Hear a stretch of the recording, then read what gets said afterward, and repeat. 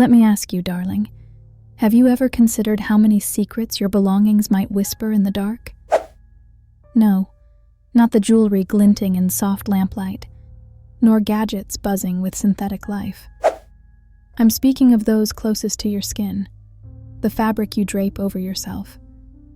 Have you ever wondered where it began, how it ended, and what it witnessed in between? Tonight, I'll tell you a story stitched with threads soaked in more than dye, threads of the forgotten that refuse to remain silent. Imagine this, if you will. Emily, a thrift-loving seeker of rare and vintage treasures, had one of those faces anyone could read like an open book, a canvas of self-doubt and yearning for individuality. She scoured the forgotten corners of estate sales and rummage fairs, drawing her wardrobe from endless streams of other people's yesterdays. To Emily, the second hand was her declaration that the past could be rewoven into something uniquely her own. But alas, my dear, some pasts are not ready to let go. It was during a chance visit to an obscure second-hand shop, hidden away down an alley few dared to tread, that she spotted it. A coat, midnight black, with stitching so delicate it seemed to shimmer with some unspoken life. The tag read only, "Handcrafted, Paris, 1923. No name, no maker, just air heavy with mystery. The price? Almost nothing, as if the shopkeeper were eager to rid the place of its silent tenant. Seduced by its elegance and lured by its bargain, Emily purchased it, ignorant of the strands of horror stitched invisibly into its seams. Oh, she wore it everywhere, to coffee shops, libraries, dimly lit bars. The coat's weight against her shoulders felt oddly comforting at first, like an embrace. It began simply enough, the smallest of whispers. Late at night, after a particularly exhausting day, she thought she heard murmurs while hanging it along the edge of her wardrobe. But as most of us do, she dismissed it, blaming her fatigue, or perhaps just her overactive imagination. You've done the same, haven't you? How convenient to rationalize what begs to expose reality. The whispers escalated. Beyond her control, the coat became her second skin. She wore it even when she had no plans to leave her apartment. And then came the dreams. Broken glass, flickering chandeliers, shadows dancing in a crimson-lit room.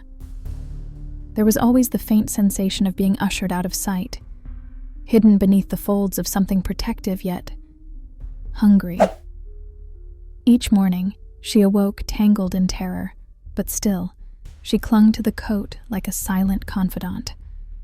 What tortured her most was what lingered during her waking hours, a sensation as though hands brushed against her shoulders, not teasing, but compelling. The air grew thick with tension whenever the coat was near. One evening, under flickering candlelight, Emily stood frozen before a mirror. For just a split second, something blinked back at her from beneath the coat's glossy exterior. An outline. A face not hers. Breathing deeply, she dismissed the apparition with trembling rationality. But we both know lies don't warm you when the cold truth creeps into your dreams. Finally, the breaking point arrived. She decided, quite hysterically, to rid herself of the devilish garment. A bonfire would be the fitting end, an act of defiance against whatever sinister legacy its fabric carried. But as the flames licked hungrily at its edges, the air itself seemed to scream. Did Emily imagine the wails that rose like smoke? Or were those the voices of those who bore the coat's burden before her? Bravery dwindling, she fled into the night, leaving the cursed fabric untouched by the fire, lying softly amongst ash that had lost all its fervor. And here is where her story ceases to be hers alone. You see, that very coat has been spotted again. In thrift stores, on eerily quiet mannequins, or, if you observe closely enough, perhaps hanging in the wardrobe of someone you know, maybe even your own. How often do we think about where our clothes derive their stories? No longer should you answer, "Not enough." Remember this. Sometimes, that which keeps you warm may carry a chill far older, far darker than you anticipate. And if you should ever find something that feels too perfect, a shiver calling it to you unnaturally, heed my warning. Perfection often hides the void behind the seam. So, my darling, as you sift through your wardrobe tonight, as your hand brushes against familiar fabrics, ask yourself one more time, who wore them first?